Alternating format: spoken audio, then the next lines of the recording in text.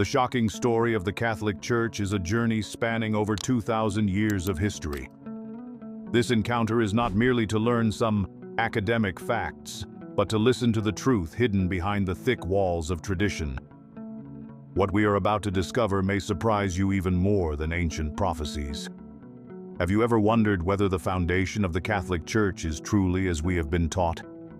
We often hear, Peter is the one who laid the foundation, trusted by Jesus, who declared, "On this rock, I will build my church."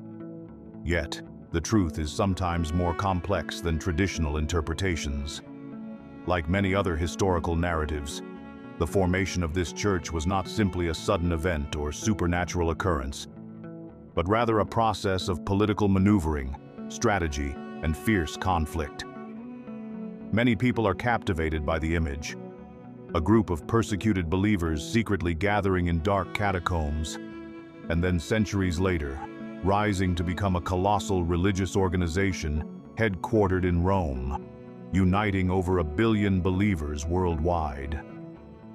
Did the chosen ones from the beginning ever envision establishing such a powerful religion? Or was there a prophecy that inevitably led to this process? Perhaps there is no simple answer. For centuries, people have often linked Peter's name with the title First Pope, assuming he was an indisputable leader. However, the Bible does not detail that Peter established a powerful organization with a complex hierarchy, as we see today. So, who actually elevated Peter's role to become the rock that legitimized the papacy? Did Jesus directly appoint him? Or was it the result of compromises among religious leaders of the time? This remains a historical dilemma. What is even more intriguing is that the Bible does not use the term Catholic in its modern sense. The term Catholic, meaning universal, only appeared after the New Testament era. Some records state that Ignatius of Antioch, around 107 AD, was the first to mention this term to describe the community of believers. If so, what prophecy was fulfilled that transformed a small group hiding in secret rooms into the grand title of the Catholic Church? To answer this, we must first return to the context of ancient Rome, where believers in Jesus faced execution, torture, and being labeled as enemies of the empire. Spreading the message of a single God, love and redemption, was a highly risky act. So, what turned this small group into the official religion of the Roman Empire? Luck? Hard to believe. A miracle? Perhaps, but historians find numerous clues pointing to a deliberate strategy. At this point, we meet the figure of Emperor Constantine the Great. In the 4th century, he converted to Christianity, but it was widely known that he was a master politician. In 313, the Edict of Milan was issued, legalizing Christianity and ending the bloody persecution. However, did he genuinely believe in God, or did he see religion as a tool to unify a divided empire?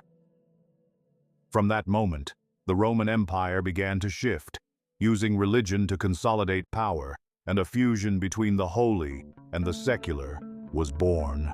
Of course, we cannot oversimplify by saying everything was political. The chosen ones who fulfilled prophecy, the true disciples, still existed, preaching and maintaining their faith through all circumstances. Yet, the fact that the Church became legally protected and gradually grew into the most powerful institution in Europe marks a turning point that cannot be overlooked. Remember, Jesus never boldly proclaimed, "You shall establish a mighty religious empire, seated on a throne." Instead, he said, "My kingdom is not of this world." Yet, a visible kingdom was established, with emperors and popes alternating between cooperation and conflict throughout history. From here, we enter the story of the councils, especially the Council of Nicaea in 325 AD. There, the question, "Is Jesus God or man, or both natures combined?" was raised. The victorious stance would shape Orthodox theology, forcing the losers into heresy. At this time, The prophecy of division among believers seemed ridiculous, but it happened. The effort to consolidate faith through the Council of Nicaea was not purely a quest for truth, but bore the mark of Constantine's intervention to lay the foundation for imperial unity. Thus, the sacred was mixed with a dose of politics. As a result, some Christian groups that did not obey the council were persecuted by their fellow believers. This is paradoxical. From being hunted by Rome, Christians gradually became those who persecuted each other, despite the prophetic call for love by Jesus himself. It can be said that the formation of the Catholic institution is closely associated with numerous conflicts and heated disputes. Reading historical records, you will see that Peter may not have thought about establishing a global church. In fact, the statement, "You are Peter, and on this rock I will build my church," in Matthew 16:18, seems more to honor Peter's faith rather than establish an institution. Yet, interpreting this statement in a rigid way has taken root for thousands of years, turning Peter into the first pope, giving whoever succeeds him supreme authority. One interesting detail: the Bible does not specify a holy see, with a pope, cardinals, and bishops organized in a strict hierarchy. In the New Testament era, communities of believers gathered in private homes, breaking bread and praying, without forming an empire named Catholic.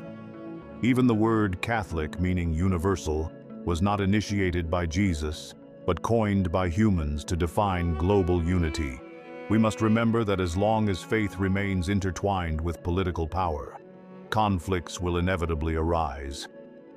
Indeed, the history of the Catholic Church has seen countless upheavals, such as the Great Schism of 1054, dividing the Church into Roman Catholic and Eastern Orthodox branches.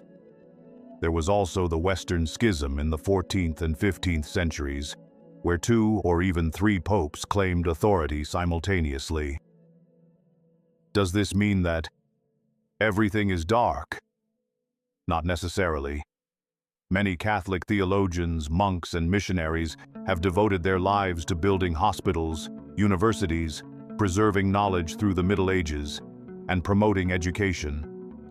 Undoubtedly, the Church's role in the progress of Europe and the world cannot be denied. Yet this also proves that the history of religion often intertwines both good and bad, faith and ambition. Let us ask, what in today's Church truly originates from Jesus, and what has been crafted by humans? Did Jesus want a grand palace, a crowned authority, wielding earthly power? Or did he simply desire his disciples to preach the gospel and set an example of service? History shows that the Church has continually evolved, from small, persecuted groups to a quasi-theocratic state. Then came the Crusades, the Renaissance, the Reformation, each period revealing further conflicts between faith and politics. Perhaps the truth lies in the fusion. The Catholic Church bears both a divine mark and a secular responsibility. Or, as many say, nothing is purely one-sided. Could this be the prophecy about how humanity blends the sacred and the worldly? In the end, the chosen ones who fulfill prophecy still believe that despite human errors, God remains in control of history to bring about a just outcome. Here are the key turning points that helped the Catholic Church gradually develop. From catacombs to the Council of Nicaea, 325 AD, believers emerged from the shadows of persecution, rising to power with the backing of Constantine. Theological questions suddenly fell under the emperor's influence, reshaping the Church's foundation. Establishing Catholicity, universality, the use of the term Catholic by Ignatius, and the designation of Rome as the center. At that time, Rome was the heart of power, and the Pope needed it to solidify authority. Other ecumenical councils, Chalcedon, Ephesus, etc., strengthened or excluded doctrinal branches. Intense debates revolved around the divinity of Jesus, the position of the Holy Spirit, and other theological issues. alliances and conflicts with emperors. Both the eastern and western branches frequently overruled each other, culminating in the division and the establishment of two Christian capitals, Rome and Constantinople, the Crusades. Instead of embodying forgiveness, popes called for war to reclaim the Holy Land.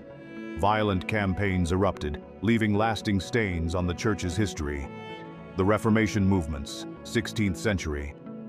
Millions of believers broke away from Rome, forming Protestantism. In response, the Catholic Church initiated the Counter-Reformation, restructuring itself to maintain its position. Each phase demonstrates that the Church was not static, but evolved to fit historical and political contexts. Hence, who truly built the Catholic Church? It was not solely Peter or Constantine, but a long succession of generations, from apostles, bishops, emperors, to countless ordinary believers. The truth, often complex, is that humanity sometimes acted out of faith, sometimes out of ambition, and usually a blend of both. This is not meant to be a one-sided critique. The Catholic Church has preserved knowledge, contributed to the development of European civilization, and sparked the Renaissance in literature and arts. They also established the first universities, such as Bologna and Paris. Yet, they were also involved in the Inquisition, suppressing what was considered heresy, leading to the burning of books and the suppression of intellectual freedom. From a faith perspective, one cannot deny the Church's immense role. Billions have found peace, salvation, and moral foundations through its rituals. From a political-social angle, we clearly see how popes have significantly influenced European affairs, even dictating decisions on royal thrones. Both aspects combine to paint a vast and multifaceted picture. The crucial question remains: what within us originates from Jesus Christ, and what comes from religious and political forces? Did Peter and the apostles envision a magnificent religious court, adorned with grandeur and ready to wield violence to defend doctrine?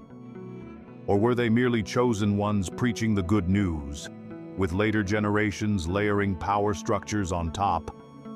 Whether viewed as divine or human, one undeniable fact is that the Catholic Church has deeply impacted European culture, politics, and spirituality, spreading its influence across the globe. Ultimately, the truth about the origins of the Catholic Church is more complex than we might think.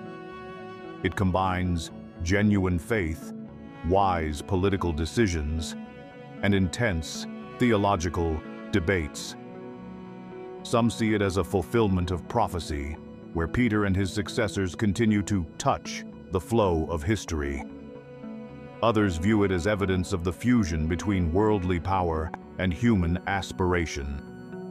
Either way, this immense institution remains influential, affecting countless souls to this day.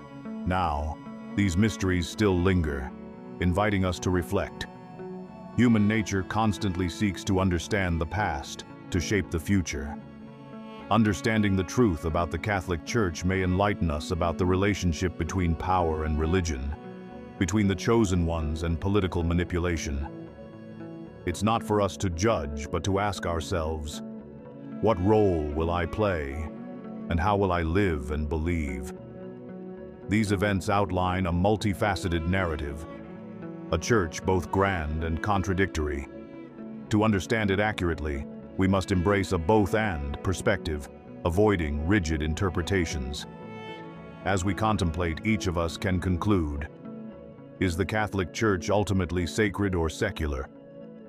Perhaps, as mentioned earlier, it is an almost perfect blend of both realms. After reviewing all this, what do you think? Is the Church's origin entirely from Jesus Christ, or did human hands significantly contribute? Jesus himself declared, "My kingdom is not of this world." Yet the Catholic Church became deeply entrenched in worldly politics for centuries. In the end, we cannot reduce the answer to right or wrong. Instead, we should grasp the truth. The Catholic Church is a work built by human hands. I hope that through this journey, you will gain deeper insight into the foundation of an institution that has left its mark on countless folds of human history. Every grand story has both light and shadow, just like the Catholic Church, where glory and conflict walk hand in hand. Perhaps, like the chosen ones who fulfilled prophecy, we look upon it to draw lessons, strengthen our faith, and guard ourselves against the snares of worldly power. In the end, the answer to whether the Church is divine or human may be a conclusion that only you can reach after exploring this profound truth. Wishing you many blessings.